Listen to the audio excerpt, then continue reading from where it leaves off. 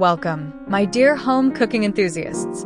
You're on our channel, and today something truly special awaits you. We're adding some secret touches, about 1 teaspoon of tomato paste. It will add a bright umami note, followed by a spoonful of mustard. Mustard, by the way, not only adds a kick, but also helps the meat become juicier and more flavorful. Next, we'll pour in a small amount of your favorite sauce. This could be anything from Worcestershire to teriyaki, to give it a personal touch.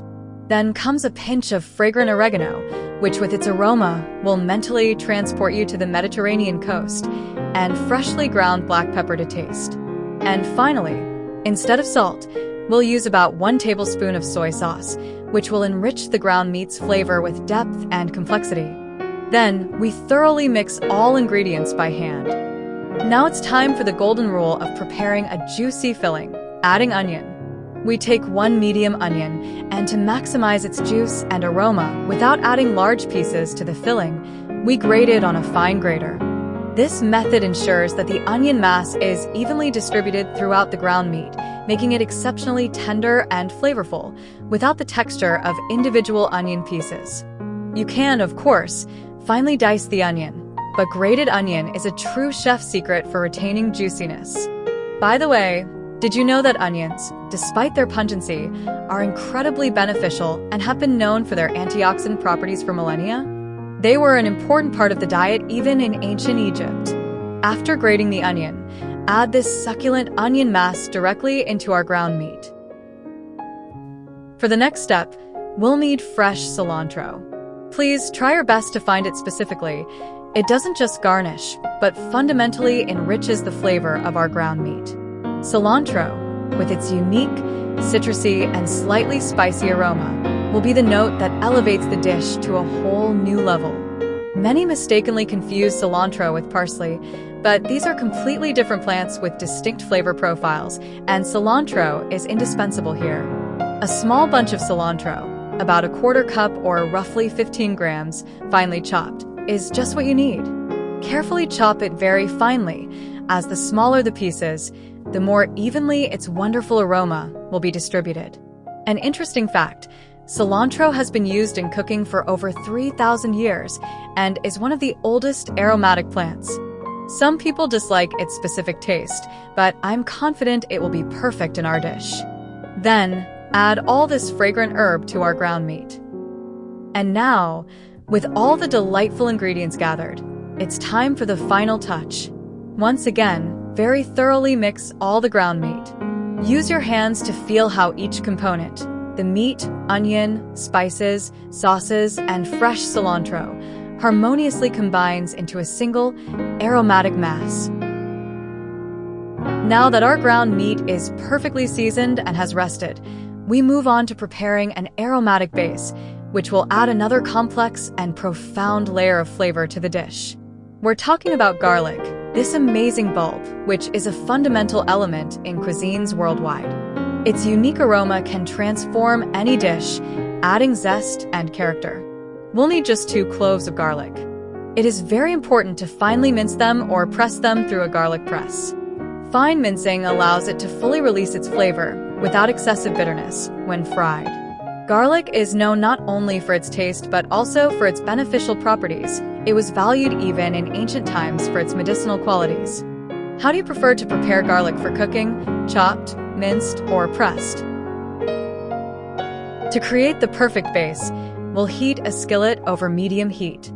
First, pour in about 1 tablespoon, approximately 15 milliliters, of vegetable oil. This will help the butter from burning and distribute the heat evenly. Then, add about half a tablespoon, roughly 7 grams, of natural butter. This combination will provide a wonderful balance of flavors and allow the garlic to sauté to golden perfection. To give our dish a truly unforgettable character, we'll need another very important ingredient, a hot chili pepper. But don't worry, we're talking about moderate heat that will only accentuate the depth of flavor without overpowering it. Approximately 1/4 or half of a medium chili, about 0.1 to 0.2 ounces or 3 to 5 grams, will be enough. Always adjust the amount to your personal taste. Chili will bring a vibrant piquancy and a unique aroma that will be the highlight of our filling. If you genuinely dislike spicy food, or if it's not advisable for any reason, you can easily substitute it with sweet paprika. It will give the dish a warm hue and a pleasant, slightly sweet aroma without the heat. Did you know that paprika, like hot peppers, originated in America and was brought to Europe by Columbus? Its rich red color and wonderful flavor will transform any recipe. Finely chop the chili pepper or paprika. What level of spice do you prefer in your dishes?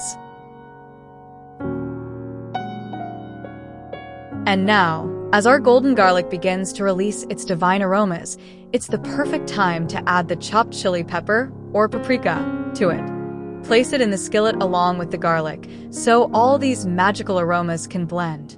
Sauté for just a few seconds, very quickly, until the chili releases its deep aroma and the paprika, its warm color. And here is the magical ingredient that will make our filling incredibly juicy and multifaceted. We are taking 3 small but very ripe tomatoes. Ripeness, that's the key point, as it will give us maximum flavor and aroma. We're dicing them finely, trying to make the pieces very neat so they distribute evenly and release all their juice.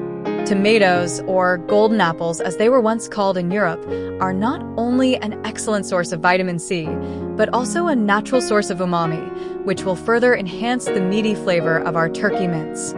Have you ever considered how one vegetable can so dramatically change a dish? What kind of tomatoes do you prefer for making sauces?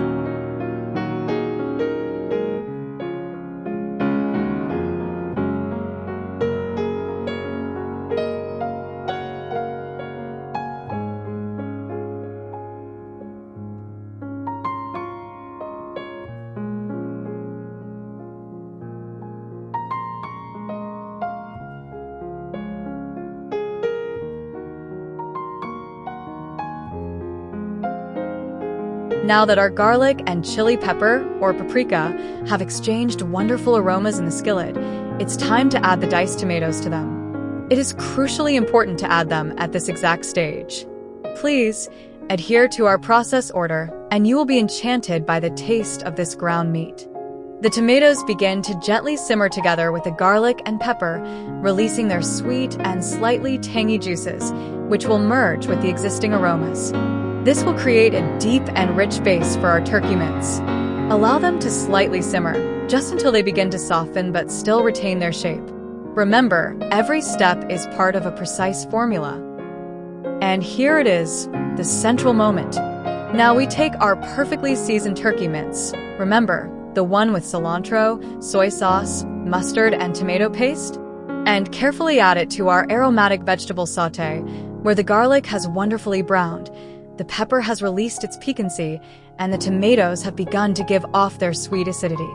This is the stage when all the flavors start to dance together. Now that our delightful ground meat is waiting, it's time for the main element, our homemade flatbreads. Of course, you can buy ready-made ones from the store, and that's absolutely fine if you're short on time. But if you have time and don't feel like going out, I highly recommend mastering homemade dough. It's so simple, incredibly economical, and most importantly, the result is simply incomparable to store-bought. Mix the flour with a small pinch of salt. About 1/4 teaspoon will be enough. Salt not only enhances flavor, but also strengthens the gluten, which will make the dough more elastic. Then gradually add room temperature water, starting with about 150 to 200 milliliters, 2/3, 3/4 cup. Begin to slowly mix by hand, gathering the flour into a ball. This is a crucial step. Mix thoroughly, occasionally adding water as needed. The dough should be firm but not sticky. It will take a little practice to understand the right consistency, but it will come with time. Don't overdo it with water. It's better to add it little by little. We need to knead the dough until it's smooth, making it soft and pliable.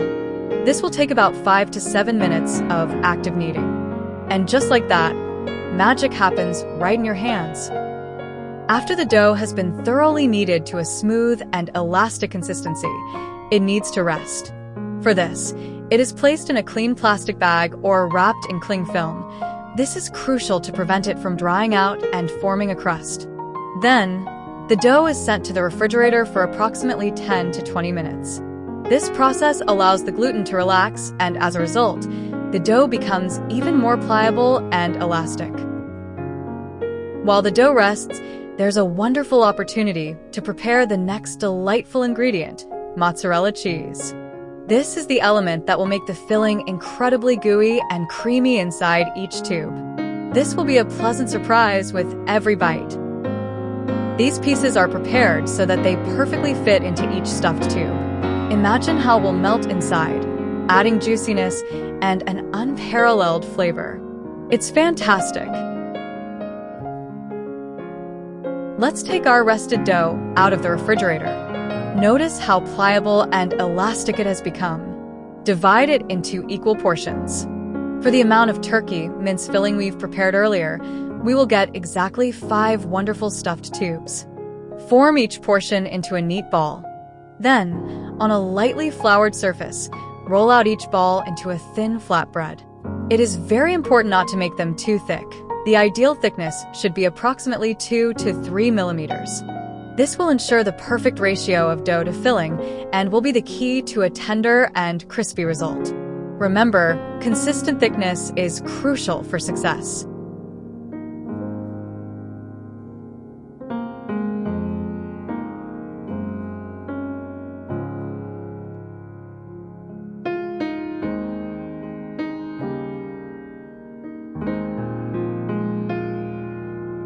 Now our rolled out flatbreads are ready for the first stage of heat treatment. Fry each flatbread on both sides for about 1 minute. A wonderful tip: no need to deeply fry them now, as they will still spend time in the oven. Our goal is just to lightly set the dough and give it an appetizing golden hue, as well as make it more pliable. And how do you prefer to cook your flatbreads? In a dry pan, or perhaps with a hint of butter for additional flavor? Choose any option that you like best, and that allows the dough to just lightly brown without becoming dry. Now take each slightly fried flatbread. Notice its softness and elasticity. Carefully place our aromatic turkey filling in the center of the flatbread, spreading it lengthwise, leaving the edges free. Can you imagine how this cheese will wonderfully melt and stretch, creating an incredibly juicy texture inside? Then gently roll up the flatbread, forming a tight tube. Try to roll it firmly enough so the filling doesn't fall out, but not too tightly to prevent the dough from tearing. You will see for yourselves what an amazing texture results. Once all 5 tubes are neatly rolled, we move on to the next step. Take a baking dish. A rectangular or oval one with low sides works best. Now, carefully arrange all 5 of our tubes in the prepared dish. Place them so they lie closely together, but not overly compressed, allowing them to bake evenly. Just look how magnificent they appear, already anticipating their transformation into a golden, appetizing dish. So, take some more mozzarella cheese and grate it on a large grater. You can also use a fine grater if you prefer a more delicate cheese layer, but a large grater will provide a beautiful golden crust. Generously sprinkle this grated cheese over each tube in the baking dish. Can you imagine how this top layer of mozzarella will magically melt, forming an appetizing golden crust and locking all the juices inside? Then, place our wonderful homemade dish into a preheated oven at 180 degrees Celsius, 350 degrees Fahrenheit for about 10 minutes. This time will be enough for the cheese to deliciously melt and the tubes to acquire a charming golden hue. Isn't it lovely when every ingredient works towards creating perfection? We truly hope you enjoyed cooking with us today and that you'll definitely try this simple yet incredibly delicious recipe. Share your results. We will be very happy to see them. Until new culinary encounters, friends.